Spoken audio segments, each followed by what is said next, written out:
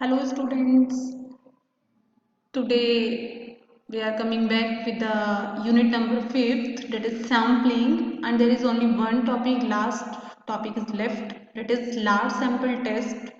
Hope you all have understood whatever we have discussed in previous lectures. The next topic is large sample test. First of all, we will understand the meaning of large sample. Sample, I hope you all are clear. Sample is the small part of the whole, right? And what is meaning of here large sample? It is of two types, small sample and large sample, right? When n that is number of sample size is less than equal to 30, अगर हमारा sample का size 30 से कम या equal है then it is known as small sample, and when our sample size is greater than 30 it is known as large sample test. So here in our syllabus we will cover only the large sample, that is sample size is greater than 30. अगर हमारा sample का size 30 से बड़ा है then we will use large sample tests, right? So there may be different situations when we are examining the significance of difference between two means, but the following may be taken as the usual situations, right? तो what we are done here, हम यहाँ पे check क्या कर रहे हैं, test क्या कर रहे हैं, is there any difference between the sample mean and the population mean? क्या सैंपल और पॉपुलेशन मीन एक दूसरे के इक्वल हैं? Then it is known as null hypothesis, meaning जो हमने एज्यूम करी हुई है, and when it is either less than और it is greater than it is known as the alternate hypothesis. अगर ये इससे ज़्यादा है या फिर इससे कम है then alternate hypothesis will be accepted and the null hypothesis will be rejected. So there are mainly three situations in your syllabus. We will study one by one. The number first is population variances are known or the samples happen to be large sample. Here variance is the standard deviation का whole square.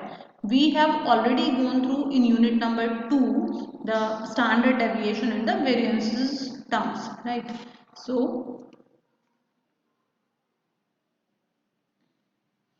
in this situation where population variance are known and sample size is large, we use Z test for difference in means and work out the test statistic Z as under, right? So you have to learn only the formulas here.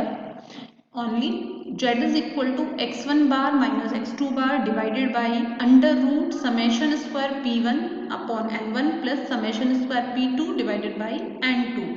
In case sigma p1 and sigma p2 are known. Sigma p1 क्या है यहाँ पर हमारा standard deviation of the population. Sigma p2 standard deviation of the population 2. We use sigma s1 and sigma s2 respectively in their places calculating. Here sigma s1 is the standard deviation of the sample and standard deviation of the sample size 2. So here sigma s1 is equal to under root summation x1I minus x1 bar का whole square divided by n1 minus 1. n1 is the sample size of sample 1 and sigma s2 is equal to under root summation x2I minus x2 bar का whole square divided by n2 minus 1.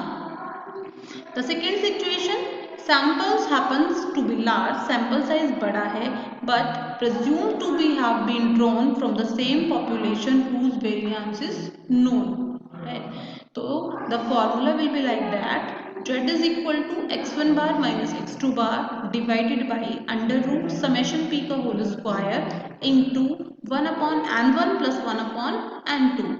In case summation sigma p is not known, that is the standard deviation of the population, we use sigma s12, that is combined standard deviation of the two samples in its place, calculating sigma s12 combined standard deviation of two samples is equal to under root n1 into sigma S1 square plus D1 square plus N2 sigma S2 square plus D2 square divided by N1 plus N2, where D1 is the difference between the mean and the combined mean, and D2 is equal to mean of the second sample minus combined mean of the second sample. Situation number 3, samples happen to be small sample. अब यहाँ पर sample क्या है, छोटा है, and population variance is not known, variance is unknown but assumed to be equal, पर वो दोनों का equal है, sample 1 and 2 both. In this situation we use t-test for difference in means and work out the test statistics t as under. तो first two situation में we will use z-test and third situation में here we will use t-test. T-test I already discussed. T-test is when sample size is less than equal to 30. Right. तो t-test का formula you will all learn x1 bar minus x2 bar divided by under root summation x1i minus x1 bar का whole square plus summation x2i minus x2 bar का whole square divided by n1 plus n2 minus 2 multiply under root 1 upon n1 plus 1 upon n2 with df stand for degree of freedom is equal to n1 plus n2 minus 2. Here you are thinking what is degree of freedom? Degree of freedom we will check in the last of the book, the table value of the t-test. Right. So here n1 is the sample size of 1 and 2 sample size of 2. In the in the t-test table we will check in the column degree of freedom, right, and in the row there is a value is given in the decimals. Alternatively, we can also state t is equal to x1 bar minus x2 bar divided by n1 minus 1 into sigma square s1 plus n2 minus 1 sigma s2 square divided by n1 plus n2 minus 2 multiply under root 1 upon n1 plus 1 upon n2 with degree of freedom remains same n1 plus n2 minus 2. Now come to z-test. Z-test क्या है? This is a statistical test where normal distribution is applied and is basically used for dealing with problems relating to large samples, that is sample size is greater than or equal to 30. Here n is equal to sample size. The formula to find the value of Z-test is Z is equal to x bar minus mu sub 0 divided by sigma upon under root n. Here x bar mean of population, mu or mu sub 0 is equal to mean of population, sigma standard deviation of population, and n is equal to number of observations. Example where we will use Z-test. Suppose a person wants to test if both tea and coffee are equally popular in a particular town. एक person ये test करना चाहता है particular town में कि क्या जो लोगों का कंजम्पशन है टी और कॉफी का दोनों का सेम है. Then he can take a sample of size say 500 from the town. तो वो टाउन से एक सैंपल साइज n उसने लिया 500 का. तो ये सैंपल किसका लिया है? This is the sample size of the population, right. Out of which suppose 280 are tea drinkers, उसमें से 280 क्या है? टी पीते हैं. To test the hypothesis he can use Z-test, right.